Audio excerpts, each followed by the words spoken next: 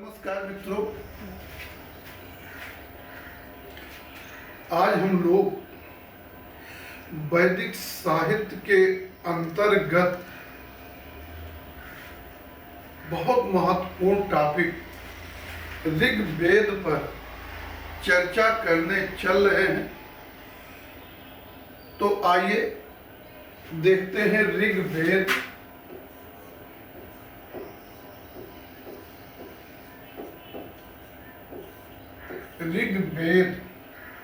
हम लोगों की टॉपिक है और साहित्य की दृष्टि से देखेंगे कि ऋग्वेद से हम लोगों के कहां से प्रश्न पूछे जा सकते हैं। तो आप देखेंगे ऋग्वेद विश्व साहित्य में प्राचीनतम ग्रंथ है। इसकी तुलना ईरानी आर्यों के प्राचीनतम ग्रंथ जेंद अवेस्ता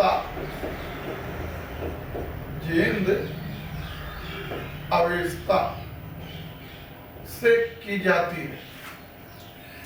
इसमें 10 मंडल हैं। 10 मंडलों में से दूसरे से लेकर 7वें तक के मंडल, दूसरे से 7वें तक के मंडल जो हैं ये प्राचीन मंडल हैं।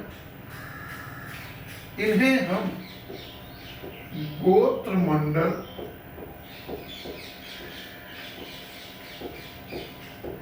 या कहिए वंश मंडल के नाम से जानते हैं। इन्हें गोत्र मंडल या वंश मंडल कहे जाने का कारण है कि इन सूक्तों की रचना ऋषि विशेष या ऋषि वंश विशेष के द्वारा किया गया है। मतलब इनमें से मंडल विशेष की रचना एक ही वंश या एक ही गोत्र के ऋषियों ने की है, इसलिए इन्हें वंश मंडल या गोत्र मंडल के नाम से जाना जाता है। दूसरा मंडल जो है इसकी रचना गृत्समद वंश के ऋषियों के द्वारा, तीसरे मंडल की रचना विश्वामित्र वंश के ऋषियों के द्वारा, चौथे मंडल की रचना वामदेव वंश के ऋषियों के द्वारा, पांचवें मंडल की रचना अत्रि वंश के ऋषियों के द्वारा, छठे मंडल की रचना भारद्वाज गोत्र के ऋषियों के द्वारा और सातवें मंडल की रचना वशिष्ठ गोत्र के ऋषियों के द्वारा की गई। साथ ही जानेंगे इसके अलावा जो 8वां मंडल है, 8वां मंडल, इस मंडल के 50 सूक्त, 8वें मंडल के 50 सूक्त जो है ये कण्व एवं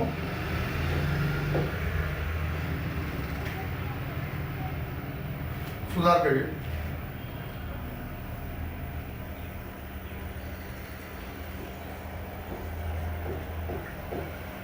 8वां मंडल जो है इसकी रचना कण्व और अंगिरिस वंश के ऋषियों के द्वारा की गई है। आठवें मंडल की रचना कर्ण और अंगिरिस वंश के ऋषियों ने की है। प्रथम मंडल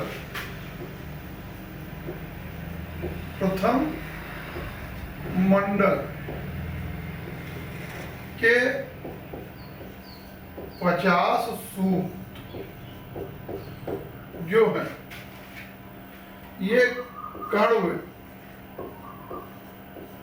वंश के ऋषियों के द्वारा लिखे गए हैं। पहले मंडल के 50 सूक्त भी कर्ण वंश के ऋषियों के द्वारा लिखे गए हैं।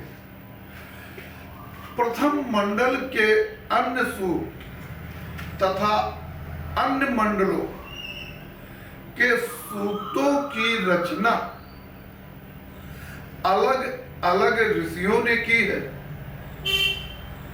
और जिस सूक्त की रचना जिस ऋषि ने की है उसका नाम संबंधित सूक्त के साथ दे दिया गया है। और ऋग्वेद के रचयिता ऋषियों में इनके अतिरिक्त वैवस्वत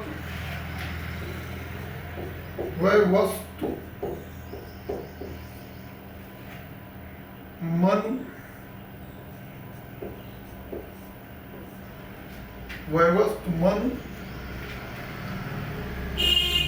सीबी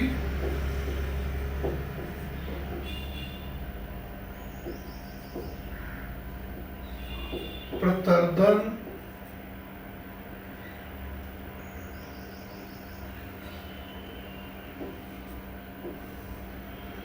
औसीनर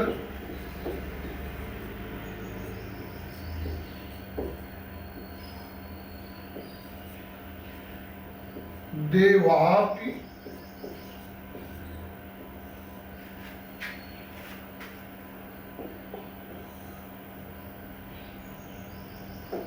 मधुछंदा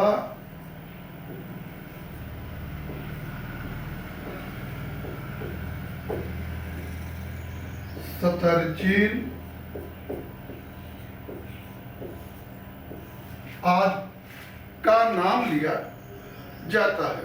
आज का नाम लिया जाता है। इनमें से जानेंगे जो सतर्जिन है ये प्रथम मंडल के प्रथम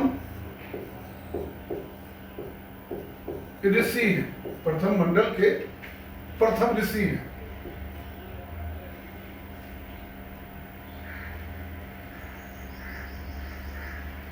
प्रथम मंडल के प्रथम ऋषि कौन है? सतर्जिन है। मधुछंदा जो है ये विश्वामित्र के पुत्र हैं। तो ये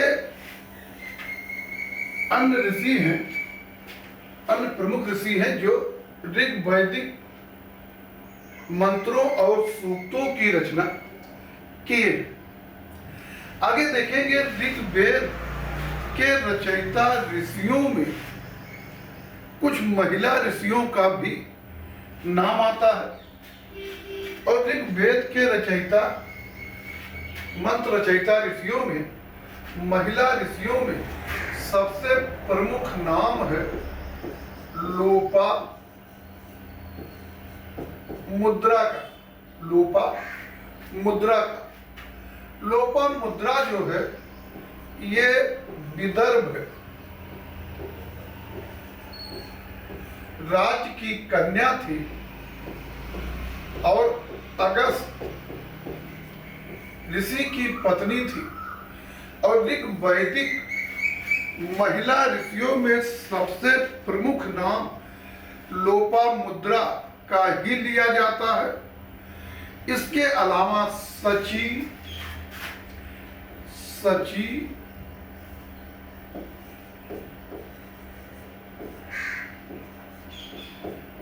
पैलोभी, अपाला,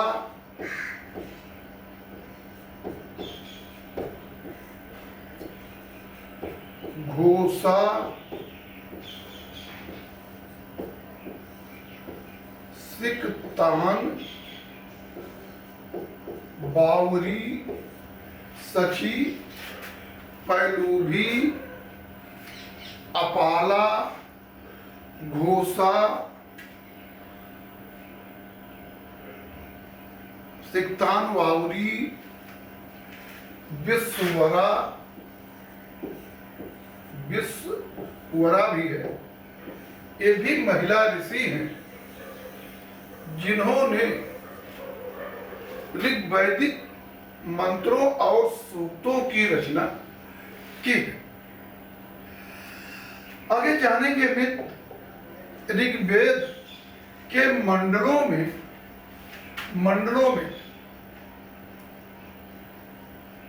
मंडलों में दूसरा 7वां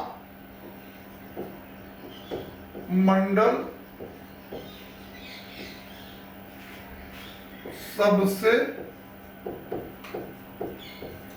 प्राचीन मंडल है और इनमें भी 7वां अधिक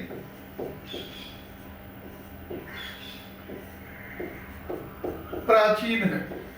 तो दूसरे 7वें प्राचीन मंडल है और इनमें 7वां सबसे प्राचीन मतलब अपेक्षाकृत अधिक प्राचीन है।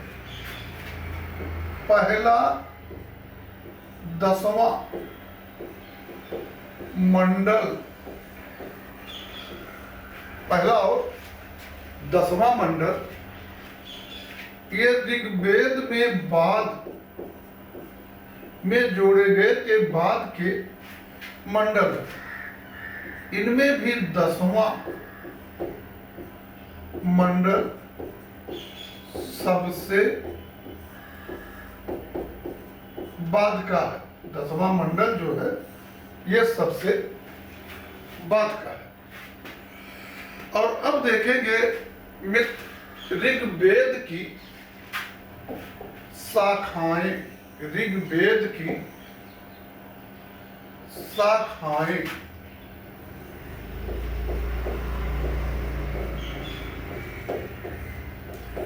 तो आप देखेंगे वेदों की शाखाओं के बारे में सबसे प्रमाणिक विवरण पतंजलि के भाष्य में, पतंजल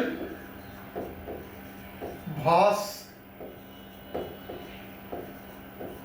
में प्राप्त होता है। पतंजल भाष्य में ऋग्वेद की 21 शाखाएं, सामवेद की 1000 शाखाएं, यजुर्वेद की 101 शाखाएं, अथर्ववेद की 9 शाखाएं दी गई है। ऋग्वेद की 21 शाखाएं, सामवेद की 1000 शाखाएं, यजुर्वेद की 101 शाखाएं और अथर्ववेद की 9 शाखाएं ये पतंजलि के भाष्य में दी गई, पतंजलि के भाष्य में दी गई। एक बौद्ध ग्रंथ है दिव्यावधान,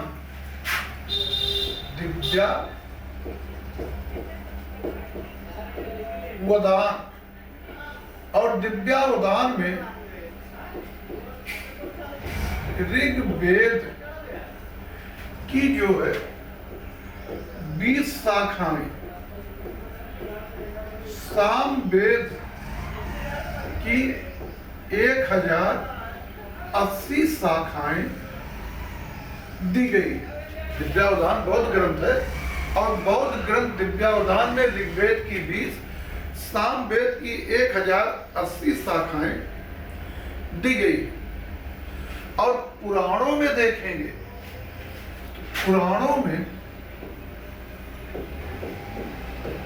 सबसे अधिक शाखाएं सामवेद की बताई गई हैं, और पुराणों में जनरली पतंजलि भाष्य का ही प्रसंग है, और पुराणों में सामवेद की 1000 शाखाएं दी गई। अब ऋग्वेद की शाखाएं तो इस तरह से बहुत सी हैं, लेकिन इसमें साकल, साकल,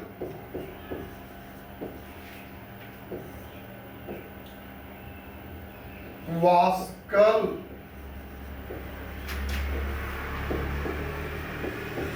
सांख्यायन,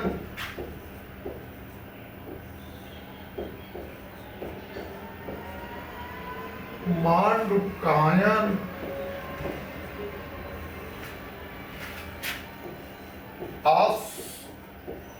आस्लायन ही प्रमुख शाखाओं में है।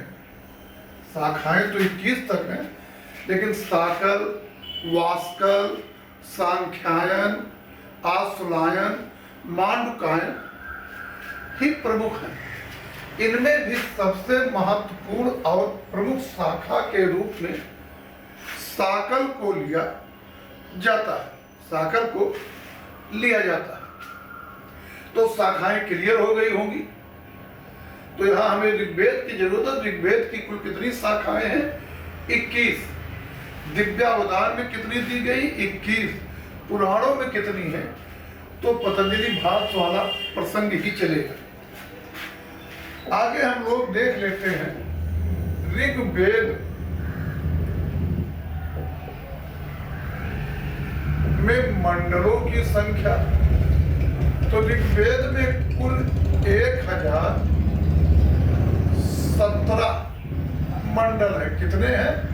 1017 मंडल है। लेकिन 8वें मंडल में कुछ हस्तलिखित परिशिष्ट मिलते हैं, जिन्हें खिल या खिल कहिए, खिल या बाल खिल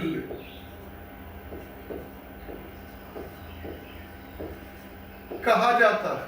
तो वास्तव में खिल या बाल खिल ये 8वें मंडल में, 8वें मंडल में पाए गए हैं।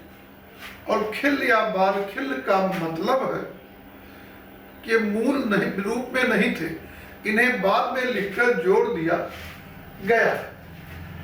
और इन बाल खिल्लों को देखेंगे, इनकी संख्या 11 है, जो सूक्त संख्या 49 से सूक्त संख्या 59 तक वर्णित है।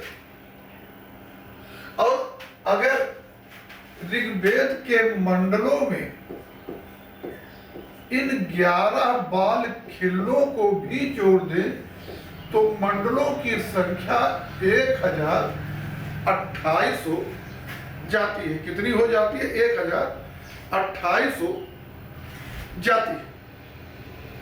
तो ऋग्वेद में कितने मंडल हैं, कुल कितने मंडल हैं? तो आप 1027 ही सही मानेंगे। लेकिन विकल्प में 1027 ना हो, सुधार करिए। ऋग्वेद में कितने मंडल हैं या कुल कितने मंडल हैं? 1017 सही मानेंगे।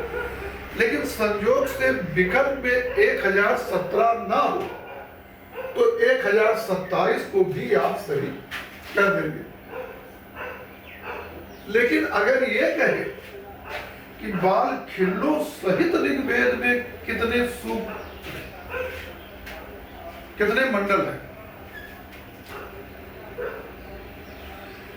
तो यहां पे मैं थोड़ी सी व्याख्या में गलती हो गई है। और मंडल देख रहे थे हम लोग, तो बताए थे, तो यहाँ पे हम लोग देख लेते हैं मंडल, शाखाएं देख चुके। शाखाओं के बाद हम लोग मंडल पे चर्चा करेंगे और मंडल के अंतर्गत आए सूक्तों पे चर्चा करेंगे। तो आप देखेंगे ऋग्वेद जो है, ऋग्वेद में आपके ऋग्वेद जो है, अब हम लोग देख लेते हैं सूक्तों को। तो ऋग्वेद में है 1017 सूक्त, लेकिन खिल या बाल खिल जो 8वें मंडल में आए, जिनकी संख्या 11 है और जिनका वर्णन 8वें मंडल में सूक्त संख्या 49 से 59 तक 11 सूक्तों में हुआ है, को खिल या बाल खिल सूक्त कहते हैं। और खिल या बाल खिल सूक्त कहने का मतलब है कि मूल रूप में नहीं थे, बाद में इन्हें लिख के वहां जोड़ा गया या प्रक्षिप्त किया गया। और अगर बाल खिल्लों में आए 11 सूक्तों को भी इसमें जोड़ दें तो ऋग्वेद में सूक्तों की संख्या हो जाती है 1028। तो ऋग्वेद में कितने सूक्त हैं, कुल कितने सूक्त हैं? 1017। लेकिन अगर कहें कि बाल खिल्लों सहित कितने सूक्त हैं तो 1028। और संजोग से पूछे ऋग्वेद में कितने सूक्त हैं, 1017 विकल्प में ना हो तो 1028 को आप सही मानेंगे। और अब हम लोग देख लेते हैं ऋग्वेद में मंत्रों की संख्या। मंत्र, तो ऋग्वेद में मंत्रों की संख्या निश्चित नहीं है। 10,462, 10,482,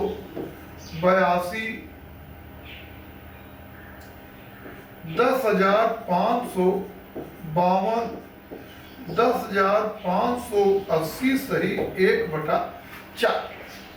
तो 10,462, 10,482, 10,552, 10,580 सही 1/4 ऋग्वेद में मंत्रों की संख्या दी गई है। अब एक प्रश्न उठता है कि ऋग्वेद में इन मंत्रों की संख्या वेद का कारण क्या? तो इसके 3 कारण आप गिना सकते हैं। नंबर 1, शाखाएं, मतलब ऋग्वेद कई शाखाओं में उपलब्ध है और अलग अलग शाखाओं में मंत्रों की संख्या में कुछ भिन्नता। नंबर 2, बाल खिल,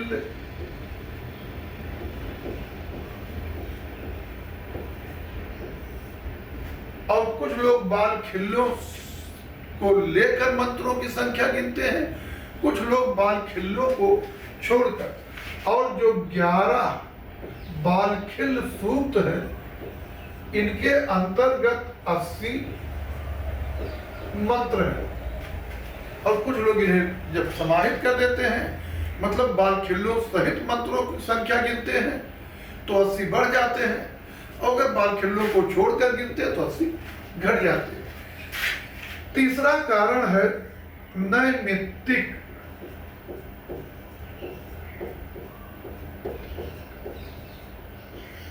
द्विपदा,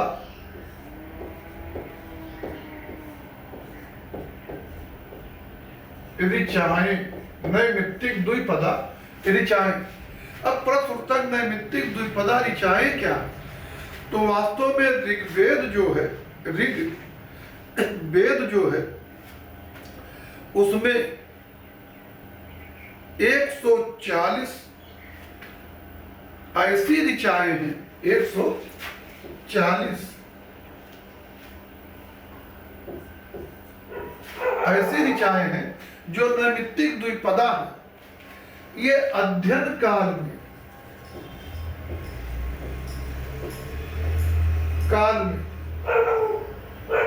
चतुष्पदा होती है,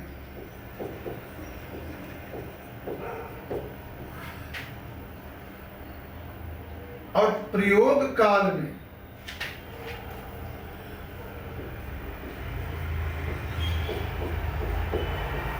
ये द्विपदा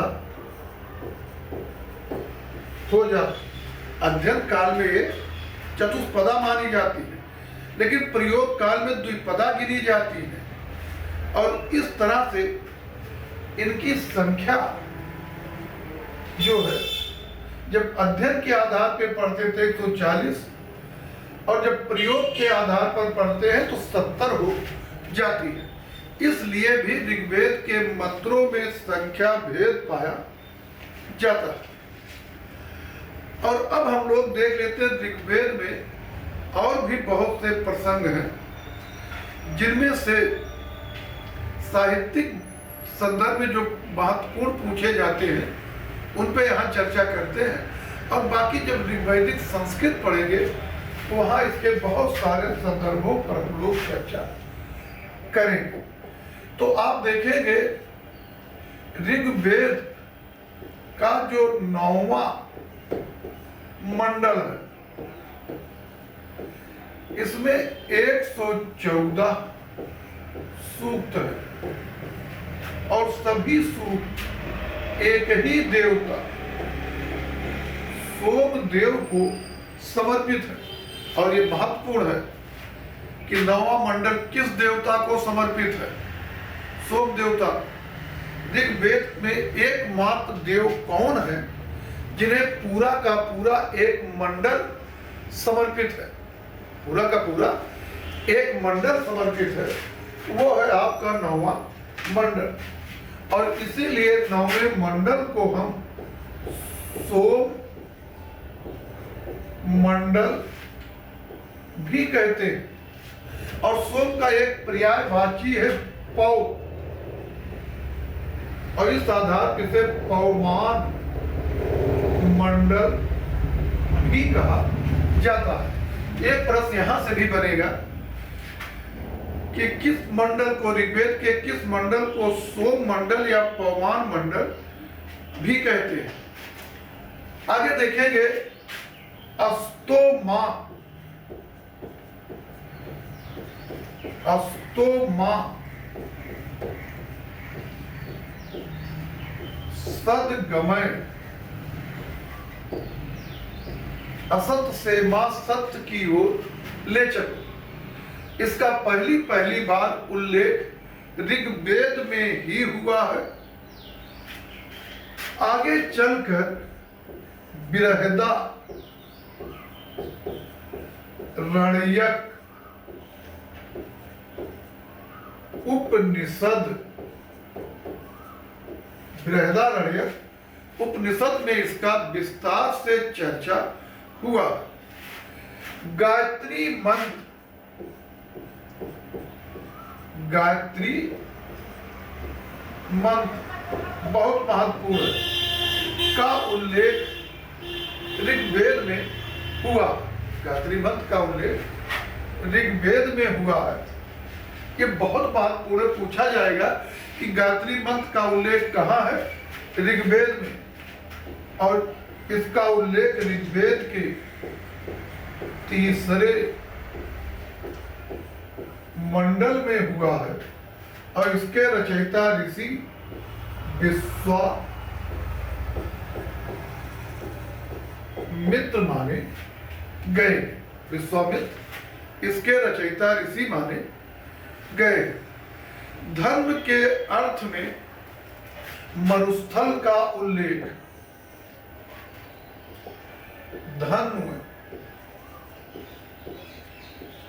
के अर्थ में मरुस्थल का उल्लेख ऋग्वेद में हुआ है। मतलब मरुस्थल के लिए धर्म शब्द आया।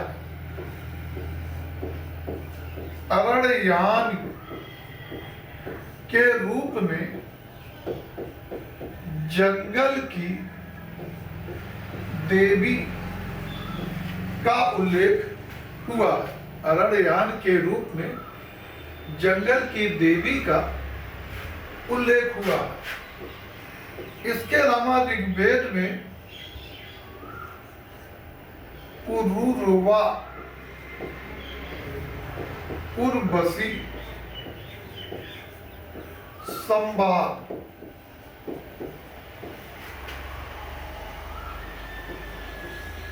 यम, यमी संवाद,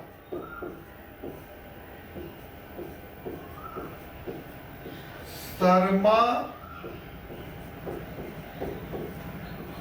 परिसंवाद का भी उल्लेख है। इस सबका भी जो है ऋग्वेद में उल्लेख है।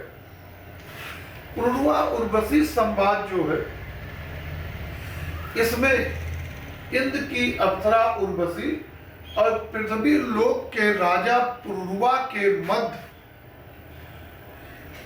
जो वार्तालाप है, वही पुरुरवा उर्वशी संवाद है। पहली बार ऋग्वेद में उल्लिखित है। आगे देखेंगे सतपथ ब्राह्मण में भी इसका उल्लेख हुआ। सतपथ ब्राह्मण में भी पुरुरवा उर्वशी संवाद का उल्लेख जो है सतपथ ब्राह्मण में भी हुआ। यम यमी संवाद जो है, यम यमी संवाद जो है, इसमें यम और उसकी बहन यमी का वार्तालाप है और इसमें यमी यम के अपने भाई यम के समक्ष विवाह का प्रस्ताव रखती है और संबंधित जो वार्तालाप है वही यम यमी संवाद है। शर्मा परिसंवाद, तो आप जानेंगे कि जो शर्मा है ये इंद्र की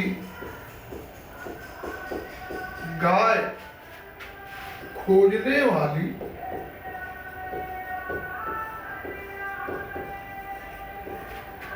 काले रंग की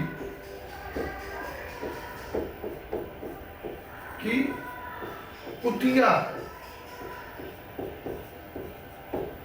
तो तुम शर्मा का उल्लेख ऋग्वेद में देवी के रूप में है और इसका स्वरूप काले रंग की कुतिया है। ये काली कुतिया है और इंद्र की गायें खोजने का काम करती है। और कहा गया कि पाणी, पाणी मतलब ये मवेशियों के चोर थे।